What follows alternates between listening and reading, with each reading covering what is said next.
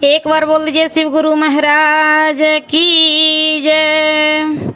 आइए अनंत भक्ति चैनल में आप सभी भक्तजनों का एक बार फिर से स्वागत है। आज मैं आप लोगों को चतुर्थ स्कंध का 31वां अध्याय सुनाती हूँ। दक्ष का राज्याभिषेक और प्रेचेताओं का समुद्र तट पर जाकर मुक्ति का लाभ करना सुनाती हूँ। मैत्रेय जी बोले, हे विदुर जी, पुत्र लाभ कर प्रेचेताओं ने भगवान विष्णु की आराधना में घर छोड़कर वन में तप करना आरंभ कर दिया, जिसके संसार से एक दिन नारद जी उनके पास आए। प्रेचेताओं ने उनकी बड़ी अभ्य आराधना की और ज्ञान ध्यान की बातें पूछी। तब नारद जी ने कहा, मनुष्य का जन्म लेना तभी सार्थक है जब वह विश्व रूप भगवान का भक्ति पूर्वक भली भांति सेवन करे। हे सज्जनों, मनुष्य के जन्म 3 प्रकार के होते हैं। एक शुद्ध माता पिता द्वारा, दूसरा यज्ञोपवीत संस्कार द्वारा और तीसरा यज्ञ संस्कार द्वारा। इन जन्मों में वेद के कहे कर्मों द्वारा आदि कोई देवता भी हो जाए तो क्या, जिसमें विष्णु जी की भक्ति न होवे? वह विद्या पढ़ना, वह तप, वह वचन और वह विचार शक्ति भी क्या, कि जिसमें विष्णु जी की भक्ति न हो सके? संन्यास, वेद पाठ, योग, सांख्य और वे अच्छे सभी कर्म व्यर्थ हैं कि जिसमें आत्मज्ञान देने वाले भगवान विष्णु जी प्रसन्न होवे। क्योंकि भगवान विष्णु ही अज्ञान को दूर कर आत्म अनुभव कराने वाले हैं। वही सबसे अधिक प्रिय और वही सबकी आत्मा है। सृष्टि तो बार बार होती और मिटती है, परंतु आत्मा नहीं मिटता। जो सबका अपना रूप है, वह रूप परमात्मा से भिन्न नहीं है।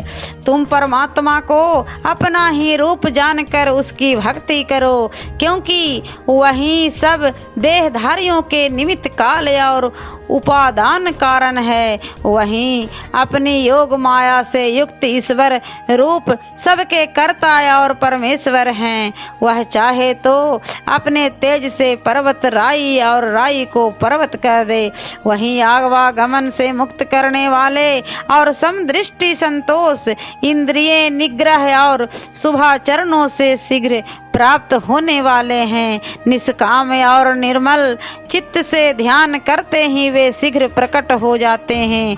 वे अपने ऐसे सरल मति के भक्तों के आगे स्वयं लक्ष्मी जी की ओर भी आँख उठाकर नहीं देखते और योगियों, साधुओं और अपने ऐसे सेवकों के शीघ्र ही वश में हो जाते हैं। तब भला ऐसा कौन कृत्य धनी होगा जो उन्हें न चाहे?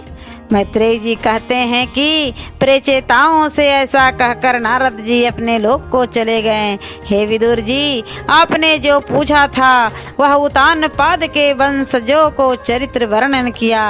अब राजा प्रियव्रत का वंश को सुनो। प्रियव्रत जी को भी नारद जी से ज्ञान की प्राप्ति हुई थी और उन्होंने अपने समय में बड़े बड़े भोग भोगे थे, परंतु अंत में सारा राज अपने पुत्रों में बांटकर ईश्वर में लीन हो गए। सुखदेव जी कहते हैं कि हे राजन, इस प्रकार मैत्रेय आदिक ऋषियों को प्रणाम कर विदुर जी अपने बंधु बांधवों को देखने के लिए वहां से चले गए। हे राजन परीक्षित, राजाओं के इस चरित्र और भगवान विष्णु की अमृतमय इस कथाओं को सुनने से मनुष्य आयु, वर्ल, यश और कल्याणकारी का भागी होता है। चतुर्थ स्कंध संपूर्ण हो गया। ओम नमो भगवते वासुदेवाय नमः। और कल मैं 5म स्कंध का पहला अध्याय सुनाऊंगी। ऐसे ही मनोरंजक कथाएं कहानियाँ और भक्ति गीत सुनने के लिए हमारे इस चैनल अनंत भक्ति को सब्सक्राइब करें और वीडियो अच्छी लगी हो तो लाइक का बटन ज़रूर दबाएं। धन्यवाद।